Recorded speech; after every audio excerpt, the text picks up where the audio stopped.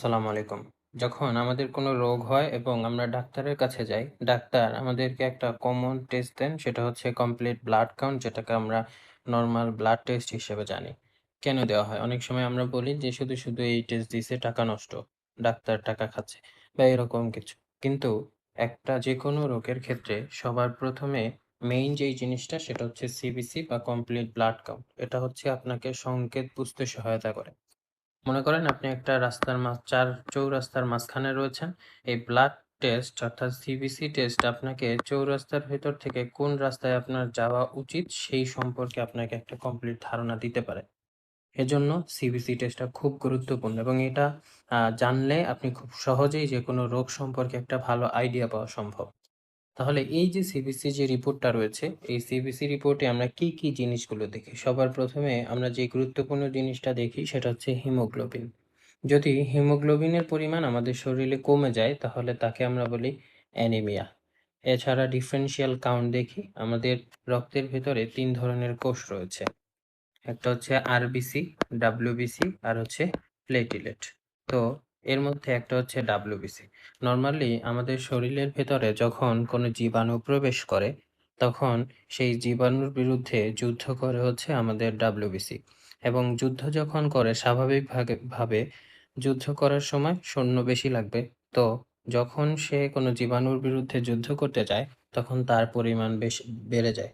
এটা আমরা সহজেই এই সিবিসি রিপোর্টে শনাক্ত করতে পারি এবং সংক্রমণ বা অ্যালার্জি, প্রদাহ, অন্যান্য রোগ নির্ণয় করার জন্য আমরা এই ডিফারেনশিয়াল কাউন্টটা খুব গুরুত্বপূর্ণ। এরপর হচ্ছে হেমাটোক্রিট। হেমাটোক্রিট হচ্ছে মোট রক্তের মধ্যে লাল রক্তকণিকা বা আরবিসি কতটুকু আছে সেটা সম্পর্কে আমরা একটা কমপ্লিট ধারণা পাই, যার মাধ্যমে আমরা অ্যানিমিয়া সম্পর্কে বুঝি, ডিহাইড্রেশন আরো অনেক রোগ সম্পর্কে মোটামুটি একটা আইডিয়া পাওয়া যায়।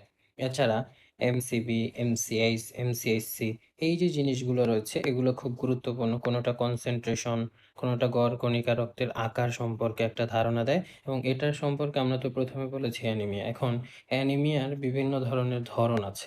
কোনোটা আয়রন ডেফিসিয়েন্সি অ্যানিমিয়া, অর্থাৎ আয়রনের পরিমাণ শরীরে কমে গেলে এই অ্যানিমিয়াটা হয় বা রক্তশূন্যতাটা হয়, এই সম্পর্কে আমরা একটা ধারণা পাই। এ কারণে এমসিবি, এমসিএইচ এবং এমসিএইচসি করা হয়।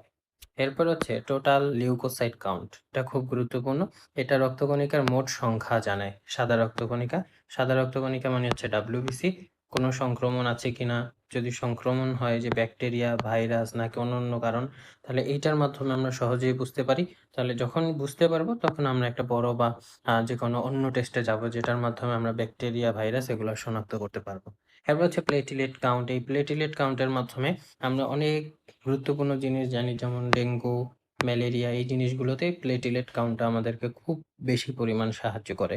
এছাড়া যেকোনো সার্জারির আগে আমরা প্লেটিলেট কাউন্ট দেখি। কারণ প্লেটিলেট যদি কমে যায়, সাধারণত রক্ত পড়লে রক্ত জমাট বাঁধবে না। এ কারণে প্লেটিলেট কাউন্টটা আমাদের জানা খুবই গুরুত্বপূর্ণ। এছাড়া আরো অনেক কাজে প্লেটিলেট কাউন্ট জানার দরকার হয়। এরপর হচ্ছে আরবিসি কাউন্ট। আরবিসি কাউন্ট যদি জানি, আরবিসি আমাদের লোহিত রক্তকণিকার সাথে থাকে হচ্ছে হিমোগ্লোবিন, লাল থাকে। তাহলে আরবিসির পরিমাণ যদি কম থাকে স্বাভাবিকভাবে আমাদের হিমোগ্লোবিনও কম থাকবে। তার মানে অ্যানিমিয়া অলরেডি হবে। আরো একটা হচ্ছে, যদি আরবিসি কম থাকে, কারণ আরবিসির কাজ হচ্ছে অক্সিজেনের সাথে সংযুক্ত হয়ে পুরো রক্তে পরিবহিত হওয়া। সুতরাং আরবিসি কম থাকলে আমার দেহে অক্সিজেনের অভাব হবে। এরপর হচ্ছে রেড সেল ডিস্ট্রিবিউশন, লাল রক্তকণিকার আকারের তারতম্য জানায় এবং এইটা খুব গুরুত্বপূর্ণ। এটার মাধ্যমে আমরা বিভিন্ন ধরনের কনজেনিটাল ডিজিজ সম্পর্কে জানতে পারি। থ্যালাসেমিয়া, হেমোফিলিয়া এই জিনিসগুলো সম্পর্কে আমরা ধারণা পেতে পারি।